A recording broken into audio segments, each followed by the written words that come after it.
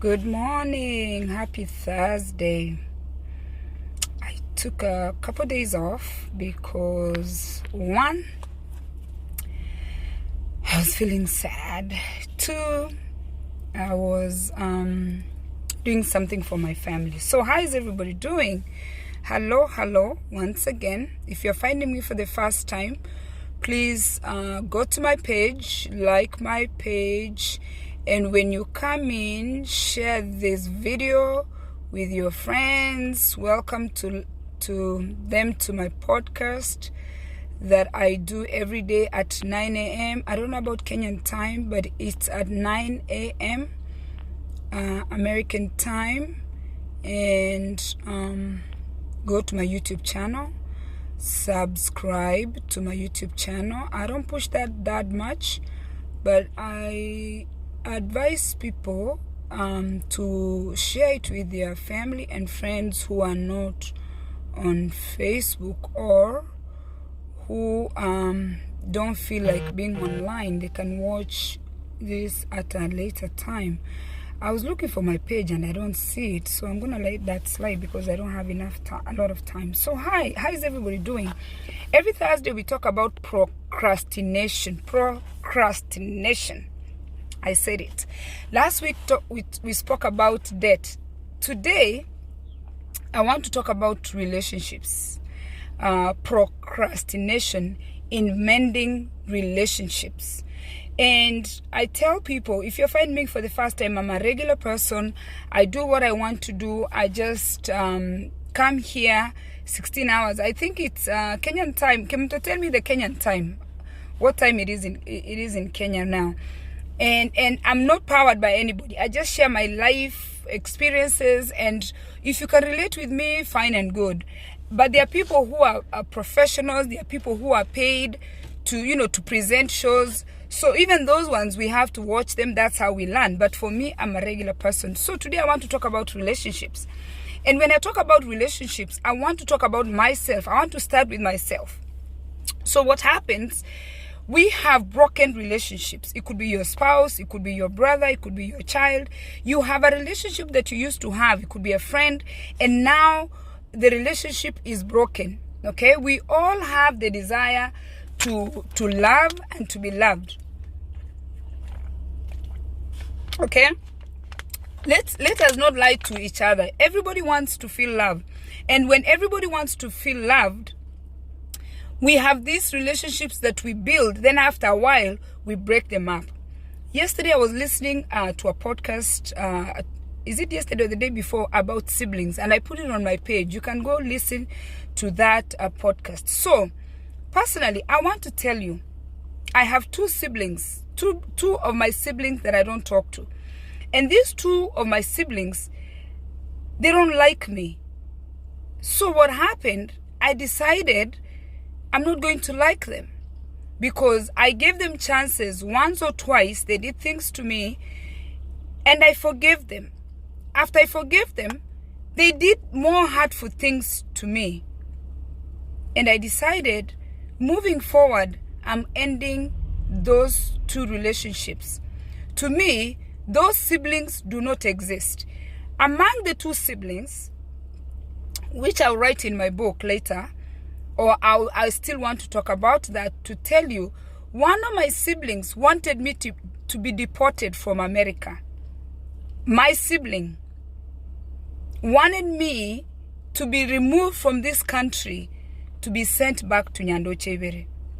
Separate me from my children, separate me from my husband, and return me to Kenya. What was the crime? The crime, we were having conflict over a parent. We were having conflict over my late father. That was the conflict. So when I didn't agree with what they were saying, they promised me that, I will make sure I send you back to Kenya. That's from my sibling. To be more specific, a brother. To send me back to Kenya. And this is something that I will die telling my great-great-grandkids, whoever I'm going, how a sibling can want me to be returned, to be broken for my children and my husband because we disagreed on something I thought was so simple. This is somebody that I want love from. I don't know if they wanted my love, but they decided that they are going to take me home. And those words were said to me. Those are very hurtful words. I have not seen a therapist over this issue, and I plan to talk to a therapist. I don't know what the therapist is going to tell me, but I want to use this as an example about some of the relationships that we have broken. And I want you to know this particular sibling of mine, we have mended our relationship several times over the years. And I always feel like, this is my mother's child. I shouldn't be feeling this way. No. So we mend them. We are like, you know what? Let's let go. You let go. And now at my age, at 49 years old, I'm turning 50. How can a sibling be so hurtful and call me on the phone at my age? I have grown children and cast me out. So that is hurtful. That is the relationship that I'm struggling with. In these relationships of siblings, we make sacrifices. I have made sacrifices for them. They have made sacrifices for me. And that's why I thought it's important every time we had conflict that I mend the relationship. And the question I have for you as I share this story, what kind of relationship do you have that you think you need to mend? And what kind of relationship do you have that you think you need to end? For me, as a regular person, I cut those relationships off. It wasn't for me, because what was going to happen, or what's going to happen at my age? Kumar, I see you. Christina, I see you. Kemuto, I see you. Good morning, everyone. What I was looking ahead, when I look ahead, when somebody calls me and curses me out on the phone, I'm thinking I'm looking at depression, because you know what? How can somebody at my age call me a sibling and curse me out on the phone? That is painful, right? And then, not me or other people, start abusing alcohol. Somebody you love, where you are craving to be loved, they say something so hurtful, you start drinking to forget about the pain that they caused you. Sometimes you can go into deep depression because you're thinking, how can my brother decide that this is the right thing for me to be returned and separated from my children, to be separated from my husband, to be removed from a country that I wanted to come. How? When I spend so much time thinking about all those things, it's very easy for me to find myself sad. And then to add on your personal issues, we wake up one morning and the children have been killed. Somebody went into a school and killed all these children. Their parents in that group that worked so hard to conceive those children. Their parents in that group that had cut their tubes. There's an age you get where you cannot produce. Their parents in that group that only had one child, and they decided, I just need one child, I can only afford one child. Their parents in that group that, were going through something, and the only thing that kept them going was their children. And now that child is gone. Think about the relationships that we build. Think about the relationship we've put on hold. Sometimes it's your mother. I have so many people that I talk to that have a mother that just likes to cause havoc.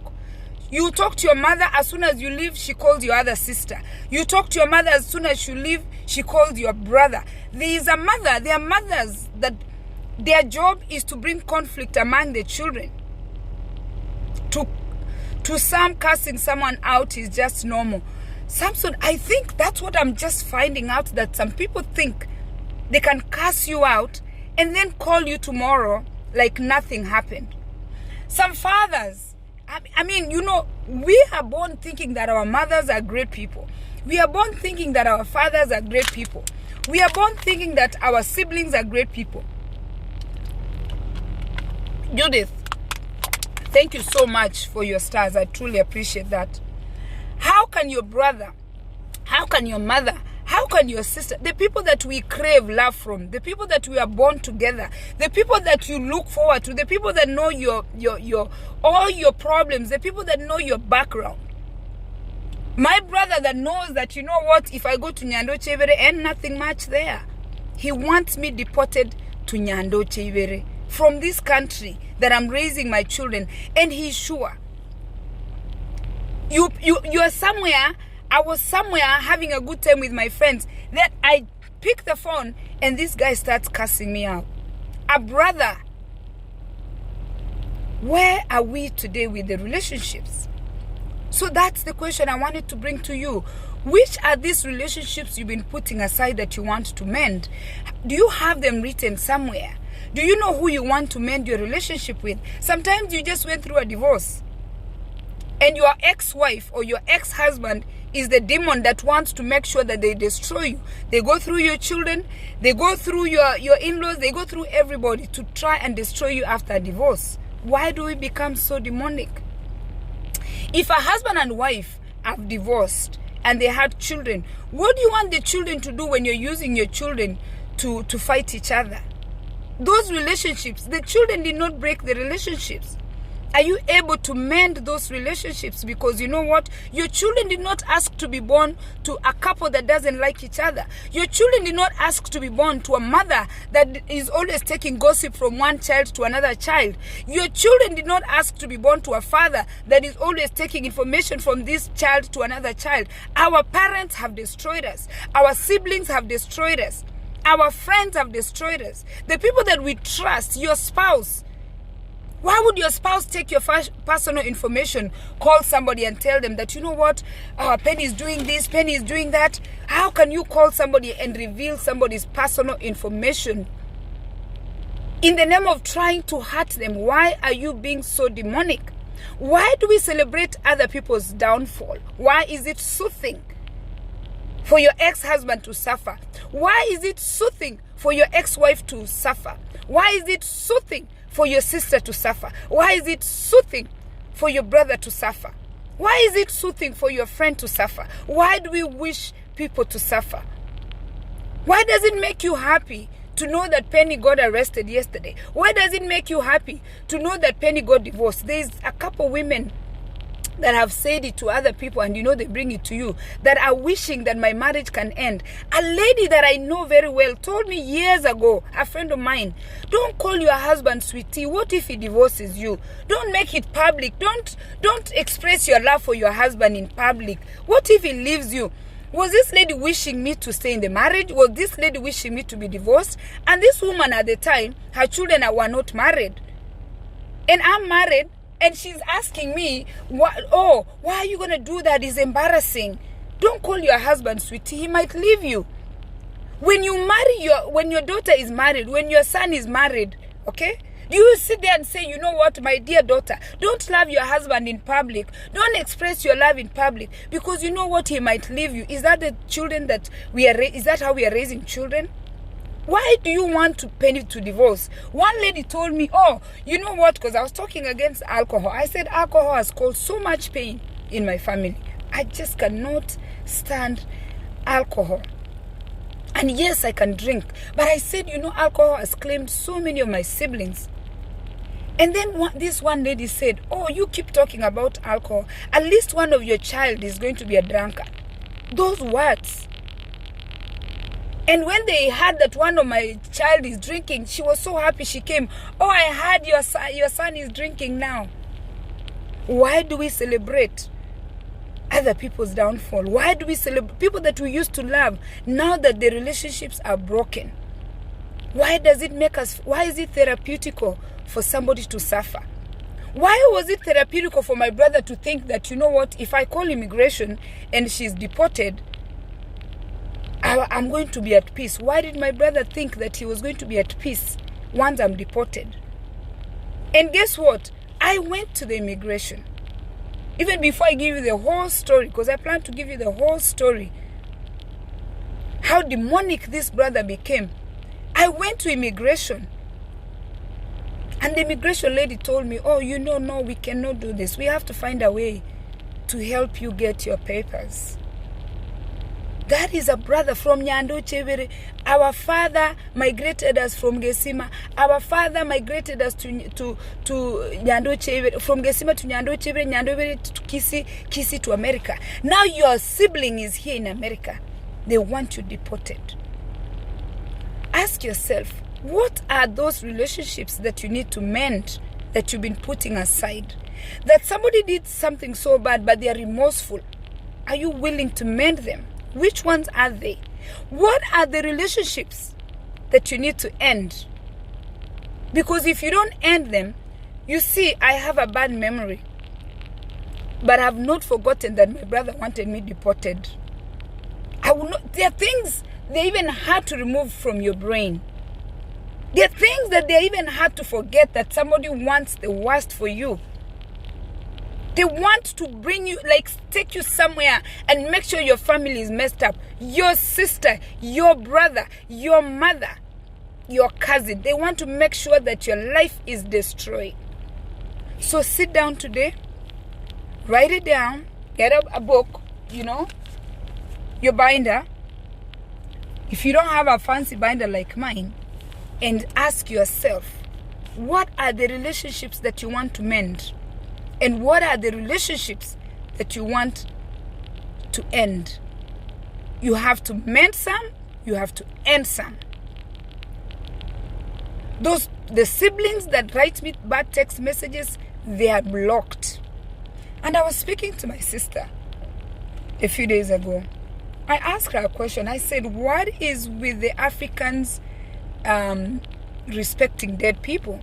I said to her, if those brothers of mine that hate me so much died today, why would I go to their funeral? If me, Penina, today, I drop dead, why would those brothers call out from their jobs to come to my funeral? I said to her, I don't plan to go to their funeral. Why would I go to see my dead brothers who don't like me? Would I go? I told her, I don't think I want to go. And I want to change that narrative where we are like worshiping or celebrating dead people. I am not. Why would I go there? For what? This brother doesn't like me. Why am I going there to cry? And she didn't know what to tell me anyway, because she did not respond. I told her, I don't plan to do that. Why am I going there to do what? The interesting thing is, we belong to the benevolent funds. You know the benevolent funds? When somebody dies, you're given money for your siblings. Will I get the money? Yes. And when I get the money, why am I going to get the money? Because it's a merry-go-round. It's your turn and it's my turn. So when I give money to a fundraiser, it leaves me a deficit. So if they're going to give me that money, I'm going to take that money, fill the deficit that I usually give the money, and the remaining money, send it to the orphans that I support in Kenya. I'll donate the money to a non-profit organization. And guess what? Their children know that their fathers or their mothers don't like me. So my narrative is different. That's my brain process. And I'm not going to change that for anyone. If you don't like me when I'm able to go eat out with you, if you don't like me that you want the girlfriend to you don't want me to no. Don't distract me, Samson. If you don't want me in your life, then don't wait when now you're dead. Now people no. I will take the money because I just made it clear. I belong to an organization. Why would I not take the money? Am I going to go tell my members, oh, that brother of mine hated me, wanted me deported? No, I am taking the money. I said it. I'm going to take the money because I belong in an organization. Samson, you live in America. In America, every week we are parting with $200-300 for funerals. Whose money is that? That's my money. I give money to fund drives every weekend. $200-300. That's a lot of money. So when this brother who the demonic one is gone, I will still take the money. And if I go first, he can get his money too. And he doesn't need to come to my funeral. If you want me destroyed, don't come and mourn me. If you want me finished, don't come and cry after I'm gone. We need to change that narrative. Let us not honor dead people. That narrative has to come to an end. You don't like someone, stay away from them. Even when they are dead. Will not take anything belongs to him. No, I will take it because you know what? I'm contributing to this fund. I cannot, that money can go and help somebody. I just made that point to make the point because we do join organizations where we are giving money. We are parting with this money. That is my reasoning. Okay, I'm not going to change the fact that they are my sibling and they died. But they want to make sure that I am destroyed. Decide today. Cheers. Thank you for watching and thanks for following me. And you know what? This is my personal belief. I always express myself how I feel. That is how I feel. Tomorrow, I might change my mind. But today, that's what I'm thinking. Cheers, guys.